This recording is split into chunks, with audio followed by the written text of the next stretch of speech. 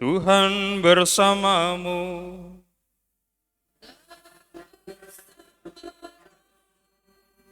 Inilah Injil suci menurut Yohanes.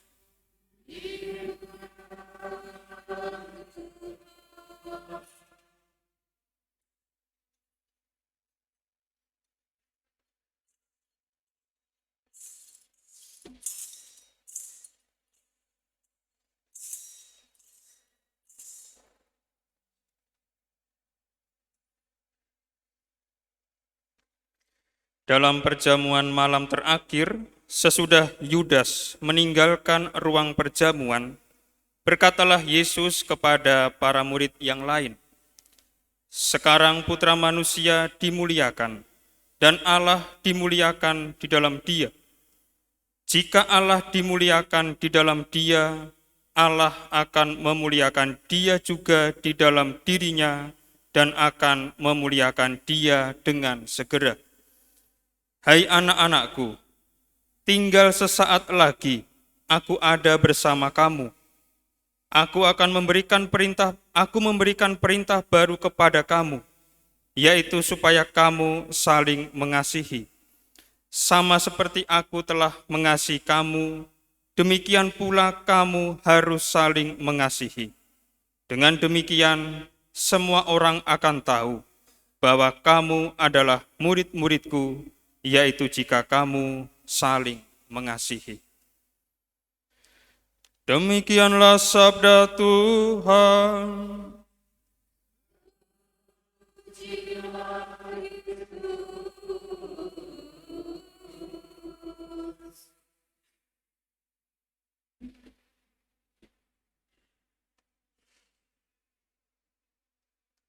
Para suster, Bapak, Ibu, dan saudara-saudariku yang terkasih, selamat pagi. Pada hari ini kita merayakan hari Minggu Paskah, kebangkitan Kristus. Menarik bahwa di dalam Injil, kita diajak untuk kembali melihat perjamuan malam terakhir. Jadi konteks Injil pada pagi ini terjadi dalam perjamuan malam terakhir. Kalau Anda masih ingat, di mana kita sebagian mendengarkan bagian dari Injil pagi ini. Kalau Anda masih ingat, Pekan Suci di mana?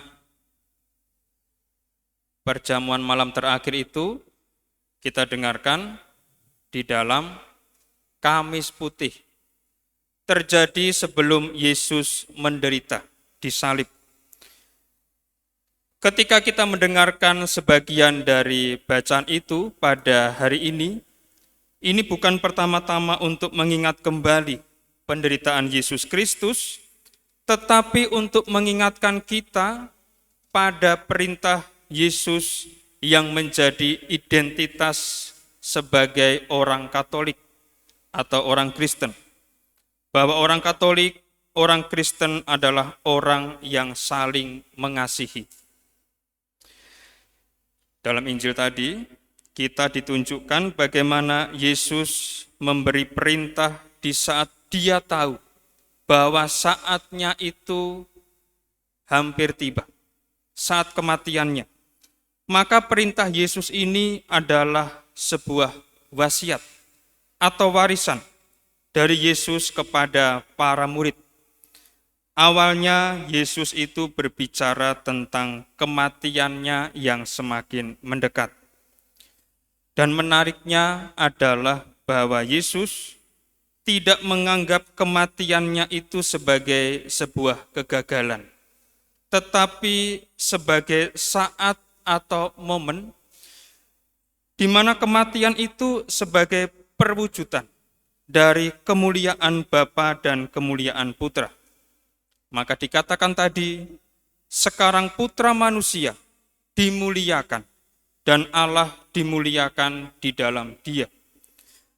Maka walaupun sepanjang hidup Yesus di dunia, Dia itu sudah menampilkan kemuliaan atau kekayaan Bapa, Dengan dia mengajarkan tentang kasih Allah, dengan dia menyembuhkan orang sakit, dia membuat mukjizat, dia mendekati mereka yang tersingkirkan, tetapi dengan kematiannya, kemuliaan Bapa, kemuliaan Allah itu ditampilkan secara penuh atau sempurna. Jadi logika Allah itu kemuliaan tidak ditampilkan di dalam kehebatan seperti yang diagung-agungkan oleh dunia, tetapi kemuliaan itu ditampilkan dalam kasih. Dalam pemberian diri Yesus disalib. Maka kemuliaan Allah adalah kasih. Kasih yang melampaui logika manusia.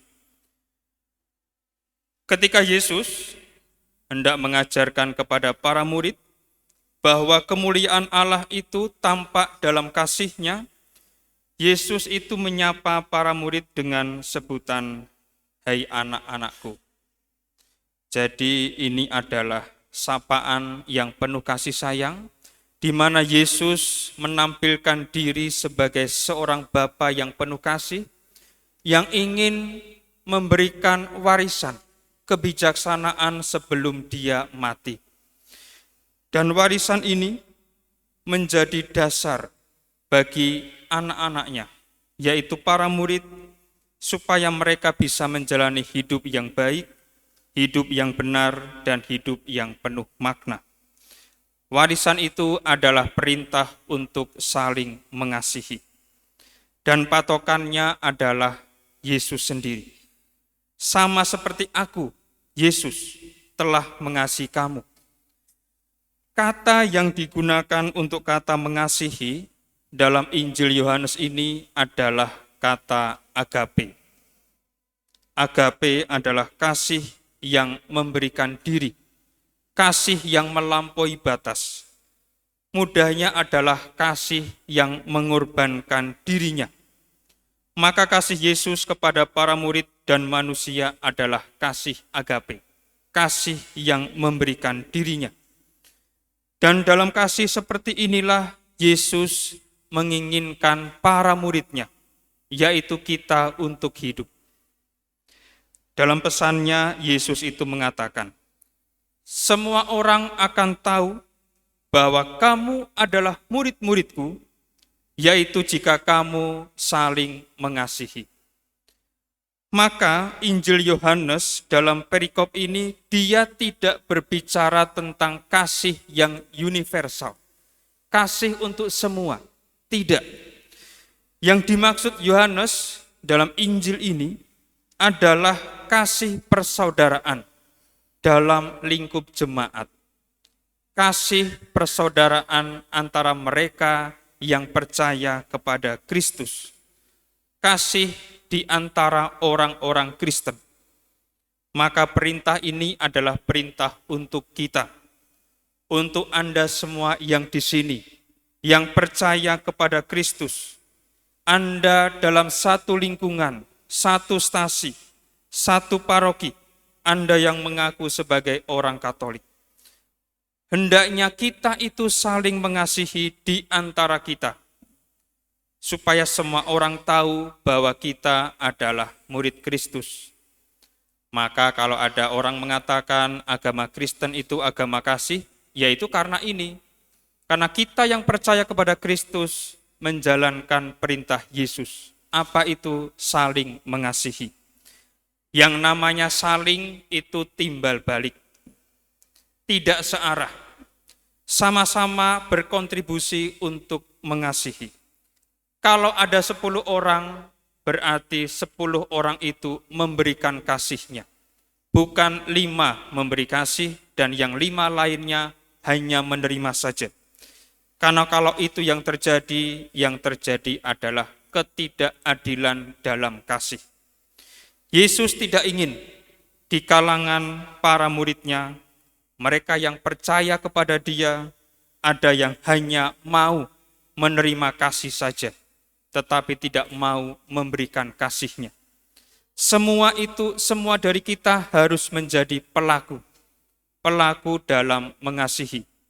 Maka pesan Injil pada pagi ini berlomba-lombalah untuk mengasihi dan bukan menunggu untuk dikasihi. Supaya apa?